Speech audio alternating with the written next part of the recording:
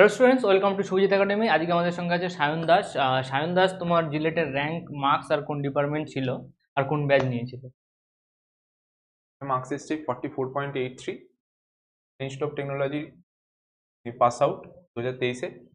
আর আমার ব্যাচ ছিল 1 ইয়ার regular batch একাডেমিতে। তোমার র্যাঙ্ক 30 তো? 30। আচ্ছা, তোমার ড্রপ ইয়ার ছিল না রানিং ইয়ারে? আমার ড্রপ ইয়ার ছিল। ড্রপ ইয়ার তো লাস্ট ইয়ারে অ্যাপ্রক্স কত র্যাঙ্ক ছিল? আর লাস্ট ইয়ার ছিল 303 র্যাঙ্ক। তো এই যে এই বছরে তুমি স্পেশালি যখন প্রিপারেশন স্টার্ট করলে জিলেটের জন্য, কখন স্টার্ট করেছিলে আমাদের সঙ্গে ব্যাচে? ব্যাচে আমি জয়েন হয়েছিলাম হচ্ছে ডিসেম্বর মাসের 10 তারিখ। তার আগে আমার প্রিপারেশন অতটা ছিল না, মানে একটা ডিপ টাইপের সেলফ হয়ে স্টাডি গিয়েছিল, লেভেলে ছিল। সেলফ স্টাডি চলছিলাম। আমার একটা ফ্রেন্ড সাজেস্ট করে যাতে এরমভাবে না পড়ি, একটা গাইডেন্সের দরকার পড়ে স্বাভাবিকভাবে জিলেটে। তুমি ওর আগে কোনো মানে এই বছরে তুমি প্রপার কোথাও কোনো না, কোচিং প্রপার নিয়েছিলে? কোনো কোচিং নিইনি। আমি স্যারের উপরই পুরোটাই ডিপেন্ডেন্ট ছিলাম। স্যারের যে লেকচারগুলো ছিল আমি রেগুলার ফলো করতাম। যেহেতু আমি দেরিতে ভর্তি হয়েছি, তাই আমার কিছু ব্যাকলগ রয়ে গিয়েছিল, সেটা একটু ক্লিয়ার করতে আমার একটু টাইম লেগেছে। তারপর আমি পুরো ব্যাচের সাথে রেগুলারিটি মেনটেন করতে শুরু করি। তাই ডিসেম্বরের 10 তারিখে জয়েন করার পর তুমি থেকেই ফার্স্ট কবে খবর পেয়েছিলে? আমি বন্ধু, ফার্স্ট যে বন্ধু দিয়েছিল? বন্ধু দিয়েছিল আমার কি নাম ওর? নভেম্বর মাসে। কি নাম ওর? রেফারেন্ট। তো তারপর থেকে প্রিপারেশন জার্নি কিভাবে চালালে? প্রিপারেশন জানি। স্যার যে ভিডিওগুলো, আমি যেহেতু অনলাইন ব্যাচ ছিলাম, স্যারের রেগুলার ব্যাচ আমার অনলাইনে ক্লাস করা পসিবল ছিল না। স্যারের লেকচারগুলো যেহেতু অ্যাপের মধ্যে আপলোড করা থাকতো, আমি সেগুলোকে রেগুলারলি ফলো করতাম। বিশেষ করে ম্যাথ ম্যাথ পোর্শনটা আমার একটু উইক ছিল। সেই স্যার যে টপিকগুলো বোঝাতো সেগুলো আমি ক্লিয়ারলি বুঝতে পারতাম। মানে আগে যখন আমি জিলেটটা দিয়েছিলাম আগের বার, তো আমার কনসেপ্ট অতটা ক্লিয়ার ছিল না। এবারে স্যারের রেগুলারিটি ব্যাচগুলো ফলো করে, ক্লাসগুলো ফলো করে আমার অনেকটা ইমপ্রুভ এসেছিল, আমি নিজে বুঝতে পারি। এই লেকচারের যে তোমার কন্টেন্ট দেখতে তুমি কিভাবে ম্যানেজ করতে, যে অনেকের ডিসিপ্লিন থাকে না? ফার্স্ট অফ অল তুমি ড্রপ দিয়েছো, তো এই ড্রপ দিয়ে পুরো থ্রু আউট 1 ইয়ার ড্রপ দেওয়ার অনেকের সাহসও থাকে না। না, তোমার কিরকম মেন্টালিটি ছিল যে আমি ড্রপ দিয়ে নেক্সট ইয়ার যাদবপুরে ঢুকবো, ভালো আমি র্যাঙ্ক করবো? মেনলি আমি পুরোটা রিক্সের ওপরই ড্রপটা নিই। যেহেতু আমার আগের বার জলপাইগুড়ি হয়েছিল, আমি আপডেটশনের জন্য গিয়েছিলাম। লাস্টে আমি ডিসিশন নিয়ে আমি একটা বছর পুরো রিক্সে নিয়েই আমি ড্রপটা দেবো। এবার তারপর যখন ব্যাচে পড়া স্টার্ট করি, মাঝে মাঝে ডিপ্রেস আসতো, আর অনেক প্রবলেম হতো। তো সেটাকে মেনটেন করে, গিভ আপ না করে, থেকে রেগুলারিটি মেনটেন করে করে চলতাম। এই মানে যে টাইম ডিউরেশন ছিল, ডিসেম্বর বা নভেম্বর টু জুলাই, কবে এক্সাম? জুনে? জুনে জুন 29, অলমোস্ট 6 মান্থ 7 মান্থ। এর মধ্যে তুমি কিভাবে কভার আপ করলে? কভার আপ করতে মানে আমি একটা রেগুলারিটি মেনটেন করতাম। আমি আজকে এই জিনিসগুলো আমি পড়বো, মানে আমি যখন একটা লিস্ট রেডি করে নিতাম আগের দিন রাতে, যে আমি আজকে এই টপিকগুলো আমাকে কমপ্লিট করতে হবে, কমপ্লিটগুলো না করলে সেটা আমি ব্যাকলগে চলে যেতাম। আমি ওই জন্য রেগুলারিটি জিনিসগুলো, ভিডিওগুলো দেখতাম, লেকচারগুলো, সেগুলো নোটস রেডি করতাম পুরো প্রপারলি।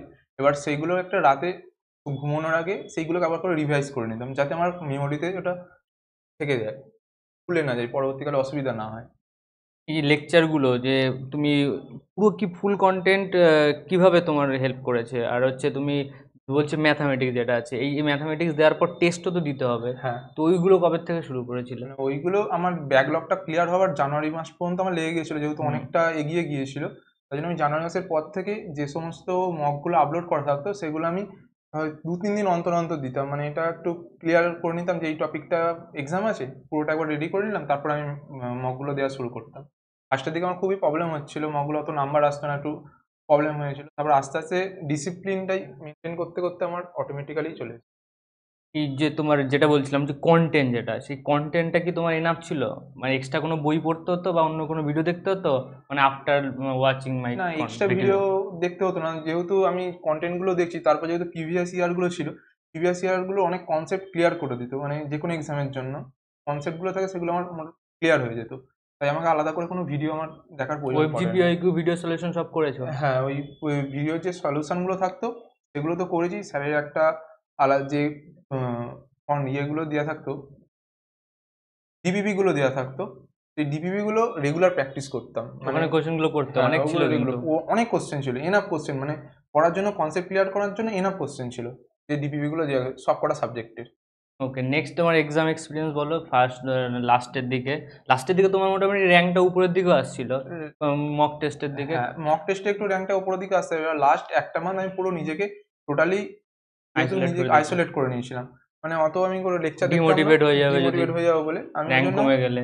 আমি ওই জন্য যে ভিডিওগুলো থাকতো সেগুলোকে রেগুলারলি ফলো করে যেতাম। মানে নোটসটাকে রেগুলারলি প্র্যাকটিস করে যেতাম, আর যত কোশ্চেন থাকতো সেগুলো প্র্যাকটিস করতাম লাস্ট 1 মান্থ। ওটাই আমাকে এক্সামের তোমার ওই কি এক্সপিরিয়েন্স এক্সাম হলে তুমি আগে বুঝতে পেরেছিলে যে আমি এবারের প্রিপারেশন যতটা হয়েছে এনাফ ফর জিলেট এক্সাম? আমি যখন এক্সাম দিতে বসি তখন কোশ্চেনটা আমি যখন পাই মানে একটা কনফিডেন্স আসছিল, যেহেতু আমি ফার্স্টে যখন পেপারটা পাই আমি তখন কিছু কোশ্চেনগুলো থরলি আমি দেখে নিয়েছিলাম যে কোনগুলো আমি করতে পারবো, সেগুলো দাগ দিলাম। আস্তে আস্তে নিজের কনফিডেন্স লেভেলটা বিল্ড আপ করতে শুরু করলো।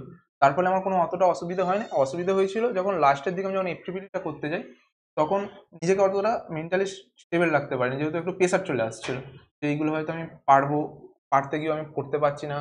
কমন কিরকম এসছে মোটামুটি টাইপ বা কমন প্যাটার্ন? যথেষ্ট ভালো এসছে, এটা নিয়ে কোনো কথা না। আর যেগুলো এসছে মানে কনসেপচুয়াল সমস্ত কিছু আমার অনেক হেল্প করেছে। নেক্সট ইয়ার যারা দেবে তাদের জন্য কিছু যদি বলো, Next ড্রপ year, যারা দেবে, ড্রপ যারা নেবে। ড্রপ দেবে তাদের মধ্যে একটুখানি ডিপ্রেশন আসবে, এগুলোকে কাটিয়ে উঠতেই হবে।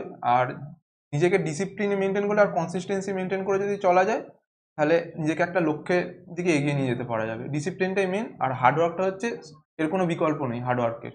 ওকে, চলো, অল দ্য বেস্ট, সবাই ভালো করে পড়াশোনা করো, দাদার মতো একটা র্যাঙ্ক করো নেক্সট ইয়ার। যাদবপুর যদি পাওয়ারই থাকে, ভালো রকমের ডিটারমিনেশন থাকতে হবে। একটা কম্পিটিশন আছে, একদম অনেক জিরো কম্পিটিশন competition। নেই, না, জিরো কেউ ছাড়ে দেবে না। রেগুলারলি কম্পিটিশনটা প্রতি বছর Every কম্পিটিশন year। বাড়ছে। মানে যে কম্পিটিশনটা থাকছে, যে গ্রেস মার্কসটা আস্তে আস্তে দিন দিন মানে মার্কসটা দিন দিন বাড়তে থাকছে।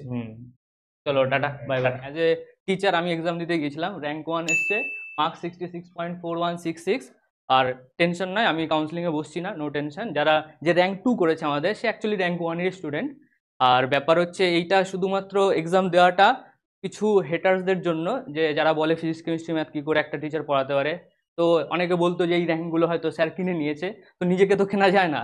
তো তার জন্য এক্সামটা দেওয়া, বাকি আমার কারো কোনো ওপিনিয়ন নেই। সবাই পড়াশোনা করো, সবাই নিজের জায়গায় থাকো। এবার আমাদের স্টুডেন্ট যারা এসছে আজকে অফলাইনে, সবাইকে এক এক করে ডেকে নিয়ে আসছি। তো আমরা একে একে ইন্ট্রোডিউস করব, যারা আপাতত আজকে এসছে, বাকিরাও আসবে। তো সবার আগে র্যাঙ্ক 2, নাম বলো, কলেজ আর ডিপার্টমেন্ট। আমার নাম সুদীপ্ত ঘোষ, আমার র্যাঙ্ক হচ্ছে 2। আমার নাম টনি, আমার মার্কস এসেছে হচ্ছে 57.67। Mrityunjoy Giri, rank 4, EWS rank 1। তো ফার্স্ট যে আমাদের পেজ ছিল সেখানে rank 1, rank 2, rank 3, 4 extra add হবে, তো টাইপিং হয়নি। তো 1, 2, 3, 4, 6, 9 টোটাল 6 জন আছে আন্ডার 10-এ। আমার নাম ময়ূক সেন, আমার র্যাঙ্ক এসছে 6। 9 এমডি একটু প্রবলেম আছে, ফ্যামিলি প্রবলেমে আছে, তো আমরা নেক্সট এমডিকে নিয়ে আসবো। আমার নাম কুন্তল গোস্বামী। 12 তোমার মার্কস কত? 44.83। আমার নাম সায়ন দাস, আমি বিল ইনস্টিটিউট টেকনোলজি থেকে পাস আউট। আমার নাম্বার এসে 44.83। 44.83, 40.83। আমার নাম আয়ুষ সাহা, 16th র্যাঙ্ক করেছি জিলেটে এই বছর এক্সামে। আমার নাম নীলাভ ব্যানার্জি, র্যাঙ্ক হচ্ছে 46। আমার নাম সুমিত দণ্ডপাট, আর আমার মার্কস এসছে 37, র্যাঙ্ক 54। আমার নাম দীপাঞ্জন ঘোষ, আমার র্যাঙ্ক এসছে 100,